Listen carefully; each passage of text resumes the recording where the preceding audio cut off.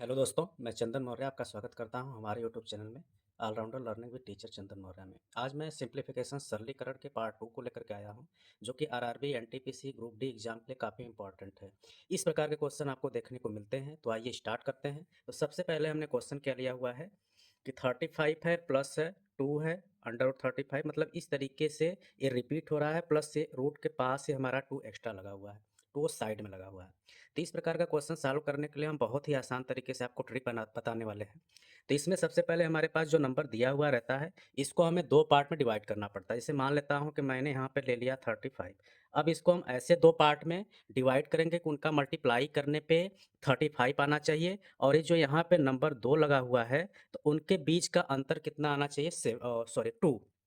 जैसे यदि मैं लूँ 5 और 7, तो ये हमारा मल्टीप्लाई करने पे क्या आता है, 5 7 जा 35। और इनकी डिफरेंस की बात करेंगे तो 7 और 5 का डिफरेंस क्या होता है, 2 होता है। मतलब ये डिफरेंस आना चाहिए और नंबर्स का मल्टीप्लाई करने पे नंबर आना चाहिए।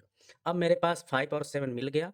अब यहाँ पे हम देख रहे हैं कि प्लस है, तो प्लस रहने पे हम जो बड़ा वाला नंबर होता है उसको लेते हैं। वहीं पे यदि नेगेटिव साइन रहता है तो हम छोटे वाले नंबर को लेते हैं। लेकिन यहाँ पे हमारा प्लस दिया है, तो इसका मतलब कि 7 हमारा बड़ा है, तो इसमें हमारा ऑप्शन नंबर 7 करेक्ट हो जाएगा। तो इसी तरीके से हमने दूसरा क्वेश्चन लिया है, यहाँ पे है 88 प्लस 3। यहाँ पे हमारा 2 था और यहाँ पे हो गया 3। बाकी सारी चीज़ें वैसे ही है, इनफाइनाइट तक चल रहा है। इसका मान हमको निकालना है। इसका मान हम कैसे निकालेंगे, तो इसका मान भी सेम प्रोसेस है, लेकिन यहाँ पे हमको करना क्या पड़ेगा कि हमें ऐसे नंबर्स को लेना पड़ेगा तो उसका मल्टीप्लाई करने पे क्या आना चाहिए, 88। जैसे हमारा 88, ठीक। अब हम ऐसे क्या नंबर कर लें मल्टीप्लाई कि उसका 88 आना चाहिए। नंबर का मल्टीप्लाई करने पे 88 आना चाहिए, और उन नंबर का जो डिफरेंस होता है 3 आना चाहिए। जैसे मैं ले लेता हूँ 11 8 जा, ठीक। अब ये 11 8 जा 88 होता है। अब यहाँ पे भी हमारा क्या है, प्लस है, तो प्लस के केस में हम क्या करते हैं कि हमेशा ही बड़ा वाला नंबर लेते हैं। अब बड़ा नंबर ने क्या है, हमारे पास 11 है, तो हमारा 11 आंसर सही हो जाएगा। यदि यहीं पे हमारा क्या रहता, माइनस रहता, तो माइनस के केस में जो छोटा वाला नंबर रहता वो आंसर होता। इसी तरीके से हमने अगला क्वेश्चन नंबर 3 लिया हुआ है।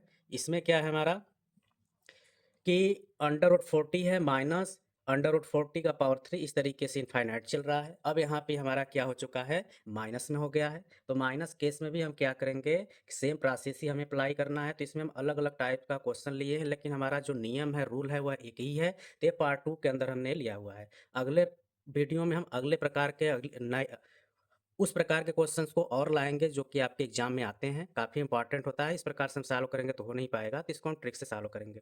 तो यहाँ पे हमारे पास क्या दिया हुआ है, 40 दिया हुआ है, और 40 हम क्या करेंगे, ऐसे नंबर का मल्टीप्लाई करेंगे 40 आए। जैसे कि मान लेता हूँ कि मेरे पास एक 40 है, और मैंने दो नंबर लिया, एक 8 लिया और एक लिया 5। अब 8 5 जा क्या होता है, 40 होता है, और 8 और 5 के बीच का जो डिफरेंस है वह कितना है, 3 है। इसका मतलब क्या हुआ, और यहाँ पे माइनस साइन है, तो इसका मतलब कि यहाँ पे हम छोटे वाले नंबर को लेंगे, और छोटा नंबर क्या, 5 है। इसका मतलब कि ये जो क्वेश्चन है इसका जो मान होगा, क्या होगा, 5 होगा। इसी तरीके से हमने आगे और क्वेश्चंस लिया हुआ है, जैसा कि आप देख पा रहे हैं क्वेश्चन नंबर 4। इसमें भी हमारा उसी तरीके से है, 72 प्लस 72। लेकिन इसमें मैं देख रहा था ऊपर क्वेश्चंस में कि इस रूट के साथ कोई नंबर लगा हुआ रहता था, तो हम उतने का गैप करते थे। अब यहाँ पे कोई नंबर नहीं लगा है, मतलब 1 मान लेंगे। मतलब कि अब हमें इस 72 को ऐसे दो पार्ट में बांटना है, जिससे कि मल्टीप्लाई करने पे 72 आए, और उन नंबर्स का जो गैप होता है वह कितना आना चाहिए, 72। अब जैसे कि हमें टेबल पढ़ा, हमें पता है कि क्या होता है, 8 9 जा 72। ऐसे और भी बहुत सारे होते हैं, लेकिन वहाँ पे आप जाएंगे तो वहाँ पे जो नंबर का डिफरेंस होता है वह 1 से ज़्यादा आता है, लेकिन यहाँ पे हमें सिर्फ डिफरेंस 1 चाहिए। तो इसका मतलब कि हमारा यही पेयर करेक्ट होगा। अब यहाँ पे प्लस दिया हुआ है, तो जैसा कि अभी हम ऊपर भी बताए हैं, प्लस के केस में हमेशा ही बड़े नंबर को लिया जाता है। तो यहाँ पे हमारा ये नंबर 9 जो होगा वो करेक्ट हो जाएगा। इसी प्रकार से आगे रूट का ही क्वेश्चन है, अलग टाइप का थोड़ा सा है। इसमें क्या है हमारे पास कि 8 प्लस 2 अंडर रूट 15 का मान। यहाँ पे भी हमें अब क्या करना है, इस 15 को ब्रेक डाउन करना है। ऐसे पार्ट में आप इसको ब्रेक डाउन करिए जिससे कि उसका मल्टीप्लाई करने पे 15 आना चाहिए, और उन नंबर्स में 2 का डिफरेंस होना चाहिए, और उन नंबर को ऐड करने पे 8 भी आना चाहिए। तो ऐसा कोई नंबर्स बताइए जिसका मल्टीप्लाई करने पे हमारा ये आए। तो इसको हम कह क्या सकते हैं कि हम इसमें मान लेते हैं कि 3 5 जा होता है, तो इसका मतलब कि हम रूट 3 में हम यदि रूट 5 का मल्टीप्लाई करेंगे तो रूट 15 आ जाएगा। अब यहाँ बाहर है तो यहाँ पे रूट लेने की ज़रूरत नहीं, मतलब 358 हमारा आता है। यहाँ मल्टीप्लाई करने पे रूट का मिलना चाहिए, लेकिन वो जो नंबर आता है उसका प्लस करने पे बाहर वाला नंबर हमारा 8 मिलना चाहिए, जो कि मिल रहा है। तो मिल रहा है, और उसके बाद इनके बीच का जो गैप की बात करेंगे वह 2 भी मिल रहा है, और यहाँ पे प्लस है। इसका मतलब कि अब हमको करना क्या है, इसी नंबर्स को प्लस के रूप में राइट कर देंगे। तो ये हमारा √3 + 5 इसका आंसर हो जाएगा। तो आई होप आपको इस समझ में आया होगा। एक बार फिर से इसको बता देते हैं कि जो हमारा रूट के अंदर 15 है उसको ऐसे दो पार्ट में बांटना है जिससे कि मल्टीप्लाई करने में 15 आना चाहिए, और जो दो नंबर का मल्टीप्लाई करने में 15 आ रहा है उनका जो डिफरेंस होगा, जो यहाँ पे 2 लिखा है, वो आना चाहिए। तो मैंने लिखा क्या, 3 5 जा 15, क्योंकि 3 और 5 का जो डिफरेंस आता है 2 आता है। अब 3 और 5 को जोड़ेंगे 8 आएगा। इसका मतलब कि हमारा आंसर करेक्ट हुआ। इस वीडियो का हमारा अंतिम क्वेश्चन है क्वेश्चन नंबर 6। इसमें हमने क्या लिया है, 5 लिया है, -√6 लिया है।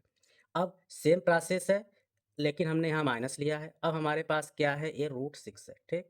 इसको बाहर आप 6 भी मान लीजिए।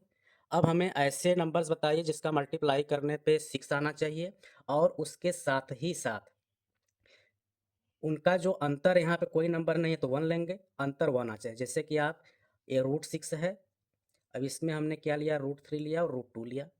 अब 3 2 जा 6, √6 तो आ जाएगा, और ये 3 और 2 5 भी आ जाएगा, और 3 और 2 का डिफरेंस हमारा 1 भी आ रहा है। अब एक्चुअली यहाँ माइनस में है तो माइनस हमेशा ही हम बड़े नंबर में से करेंगे।